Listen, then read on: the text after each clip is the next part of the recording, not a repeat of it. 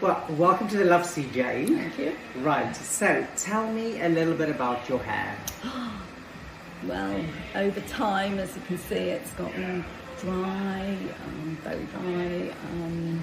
It's got quite thin. Right. Again, just aging things. And is that really. something that's happened over a period of time, or is Yeah. it something very recent? I've noticed it getting quite a lot worse recently. Right. Yeah. So when I blow dry, it's quite difficult to blow dry it and sort of have any style because there's no moisture in it. There's no Yeah. weight, is there? So. And what do you normally use when you shampoo your hair? Well, I have, since I've been listening to you, I did order your shampoo. I just took a chance. I just worked it out for myself and just guessed and thought. Which one did you get? So I bought the moisturising conditioner. I was tempted to buy the moisturising shampoo because I was just thinking moisture. Yeah. But I bought is it the 4 in the shampoo? The reviving shampoo. Reviving, yes. Yeah. I thought I need reviving and moisturising. So and all I those actually things. think with those, so when I feel your hair, the first thing that I feel is I Strong. feel I feel up to there. When I do that, there's a very good amount of hair. Oh, that's good. When I feel that through there, I feel it's probably about 2/3 less Yeah. than here. Yeah. So to me, that says there's something to do with the growth cycle of the hair. Yeah. Because if we look at, let's say, hormones, so estrogen is the thing that makes our hair grow longer. So if there's an imbalance with estrogen, that could be one of the things that happens, that the hair grows full to about there and then some hair drops off through Yeah. the ends. Yeah. So that's the first thing that I can see is it can also mean there's something to do with your ferritin, like the iron levels in the body. So for good hair growth, you have to have ferritin over 80. Okay. So for most people when they go to the GPs will say your ferritin levels are fine and they're normally around 40. For hair, you have to be at the optimum range and that's above 80. So those are the two things that I always say is the first thing that we look into. The fact that your hair is getting longer means that there should be a way, it may not necessarily get all this length, but we should be able, if you want to get it longer, to get it longer with less heat. Well, we always say heat and silicone. If you remove silicone and you remove heat, Yeah. those are the two things that will actually, external factors, change the hair. Yeah. And when did you start using our products? Probably, I don't know, late August maybe. Late August? Yes, so I Okay. haven't been using them for that long. Yeah. I also had the elixir The as elixir. well. Yes, I bought it all. And then what I would say with the elixir, what I would do is I will do something called the double treat on you. Put the elixir first on the scalp, all over the hair, and then by following immediately the after with conditioner, you can either do it with the reviving or the moisturizing, any one of those two. But as you've got the moisturizing, you'll put the moisturizing conditioner again from the scalp to the ends, Yeah. sleep with it overnight, and that's what we call the double treat. Yeah. That is the most amount of moisture you can put into that. Which you are right, the hair does need moisture. Yeah. I can feel it, the texture of it. You can also, at some point, we can possibly look at doing a hair Botox treatment for you, because that's just collagen. Because I don't actually think we need to take your curl away. Actually, when I look at your hair at the back, I quite like the movement it has. But what the collagen will do is it will hydrate each of the hair to make sure that you get more moisture into it. And that's probably something you can do. The company says every 3 months. My philosophy is let's see how the hair behaves. If we do it now, if we think 3 months we need it, we do it again. If we think in 6 months we need it, we do it again. If we think we never need to do it again, that's also okay. To kind of get that. Okay. Yes. So Yeah. we are on the right track with that. Now, how much heat do you apply to the hair? Well, as the hair's gotten drier, I've been washing it less and less because you just don't feel that need to, do you? Once a week shampoo? Yeah, about once a week. Yes, Perfect. yeah. But I have to blow dry it because if I didn't, it would just be frizzy. Yeah. Yes. So I definitely think then that, because if we can remove the heat by 80% more, Yes. your hair will be different. Yeah. Your hair will definitely be fuller and more. If you don't mind asking, how old are you? Early 60s. So are you through the menopause? Oh, yeah. You are through. Yes. Okay. Did you use HRT or you did not use I did not use You did not HRT, use it. no. And do you take any supplementations for? I don't take any supplements. So we can, once we finish, I can give you some recommendations of things that you can look into. Okay. Everything that so The one for ferritin is something that comes from my dermatologist. You don't have to buy it from him. Yes. You just buy it online. It's called Floricine. Okay. And that's very good for your ferritin levels. Okay. And then also for your protein intake. Obviously, we recommend that women over the age of 40 have 1.5 grams of protein for every 1 kilogram that you weigh. Oh, so if you weigh 50 kilograms, you should have 75 grams of protein every day. Oh, wow. So we recommend something called Kiki. I'm not affiliated to them, but they are 100% pea protein, but no preservatives, no filler, no stabilizer, none of that in it. It's just pea protein. Yeah. And that will give you, if you take 2 scoops, will probably give you, I think, about 38 grams of protein once off. Okay. And I take it myself. Yes, So it's yeah. so that will give us the fighting chance to make sure Yeah. that we give the hair enough nutrition. Okay. So lengthwise, how do you feel about the length of the hair? I've always had long hair. Okay. So I probably wouldn't feel like me if I didn't have long hair. And what do you consider long hair to be? Something that's touching my shoulders, I suppose. Okay, so I always say to people, it's interesting when people say touching the shoulders. Touching the shoulder could be there, Yeah. it could be there, it could be there, it could be there. So Yeah. where do you feel is the bit that suits you most? Not suit you, what makes you feel? Just as long as I've got some hair, I think, Right. around here. So a I little would bit. probably say that There, will yeah. give you feeling of hair. So it's just if you feel the collarbone, Yeah. just below. Because I think if you go for that, you'll feel short. Yeah. Yeah. Now, looking at the ends, now again, on what I feel, I would say with these ends today, if I lift them up, you can see it's good hair. You can actually start pulling them away so you can see the thickness.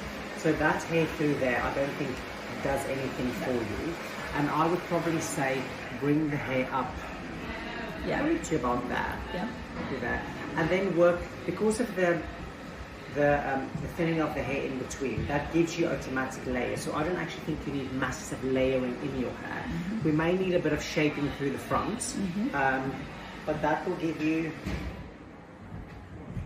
it will make a big difference visually. Yeah. It will make a Yeah. big difference. Yeah. Okay. And then you also have a little bit of a fringe. Yeah, that kind of never really gets much longer. Right. Okay. I don't know. I think it grows. Well, it does grow because I Yeah. see the greys The greys coming coming through. So But I- it kind of gives up the will to growth. live about here. Yeah. And with But I am styling that with heat every day because it's just doing its own thing. right, so I'll show you a technique of how you can style it. That will give it a little bit more. Does your hair have a little bit of a curl to it? I think it does have a little bit of its own sort Yeah. of thing. Yeah. I definitely, I can feel it's good quality hair. The hair that's coming through the roots is good hair. That's good. Yeah, I definitely think there's something to do with it. So when women go through perimenopause and menopause, the first bit that they lose the hair is through the front here. That's what's called female pattern hair loss. Yeah. So the fact that this, and also the same thing happens when you give birth, after children, that's the bits what gets affected. So the fact that this is not getting longer is saying to me there's something that is not getting it to the growth phase. Yeah. So if you look at, off the top of my head, I know yams are very good for natural estrogen, but if you look at certain things that will produce natural estrogen in the body food-wise, and use more of those in your Yes, diet, yeah. but you'll need to speak to a nutritionist about that. Yes. That will definitely be a first step to go Yes. into that. Yeah. Okay. And then colour-wise, how do you feel about the colour at the moment? Because you do have some colour in the hair. I do. I tend to go and have my hair coloured. I've always had the colour of my hair that it probably was back in the day. So I'm probably looking at something down there. So I think it's like a mix of like 7 and 8. Yes. That goes on the roots. The roots are quite dark, but in no time at all it seems to just sort of evaporate away. So I've never had any like blonde in my hair, but Right. yet my hair looks quite blonde. So doesn't actually, it? so they put the colour on and they tint it out. Yeah. They tint it. And then do they normally tint everything, or they just do No, the roots? just do the roots. Just the roots. Just do the roots, And yeah. this colour was done, what I can see, maybe 3 months ago? Yeah, Yeah. 3.5 months, yeah. Ah. That is, I know, it's almost like it evaporates.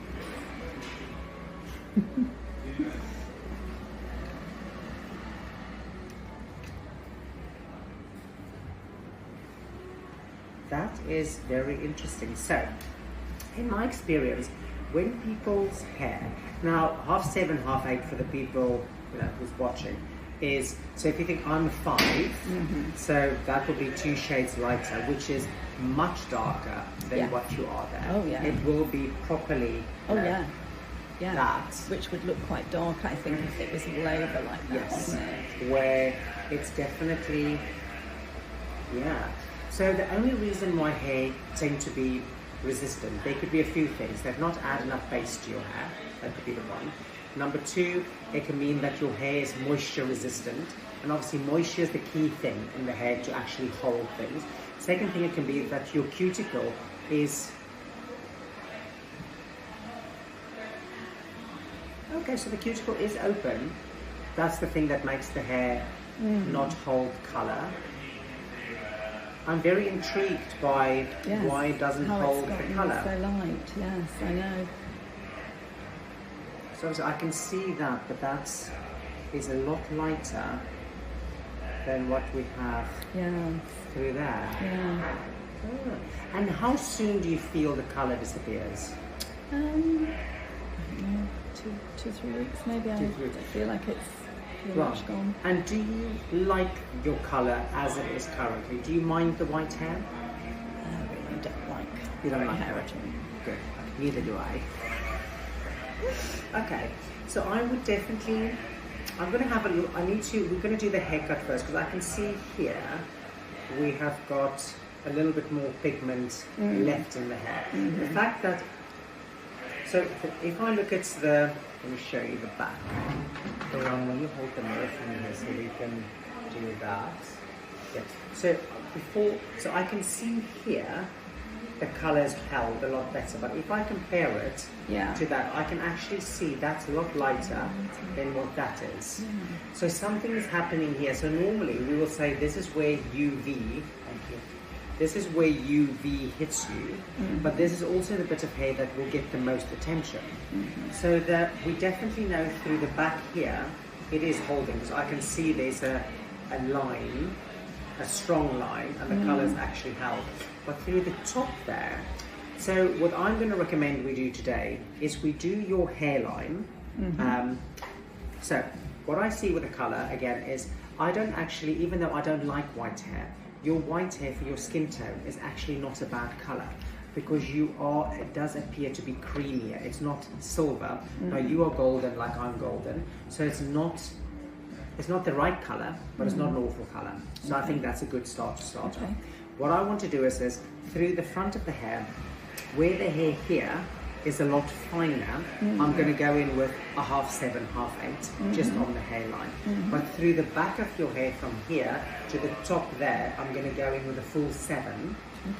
And then through the back here where your hair is holding, I'm going to go in then with a 7, 7:30, 8:30. You won't notice a difference in the colour changes, but that will be the first thing to see if the colour holds a bit better. Because I think an 8 on this is too light. I don't think there's enough oomph in the colour to make it work. And then what we'll do is I'm going to leave your ends out. So we're almost going to put the colour on, brush it through, so you'll feel like you've had a balayage, but you still feel you've got lightness around you, but you won't be, but that's my gut feeling is that for I think it works well there, but I don't think that gives us enough but because we're going to keep the hairline lighter, you'll still feel bright, but with pigment. Because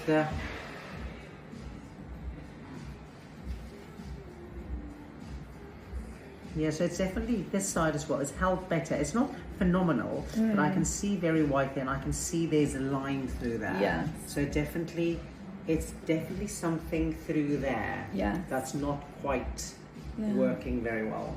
Okay. How's that sound? Yeah. Shall we get going? Yes, let's go. Fantastic.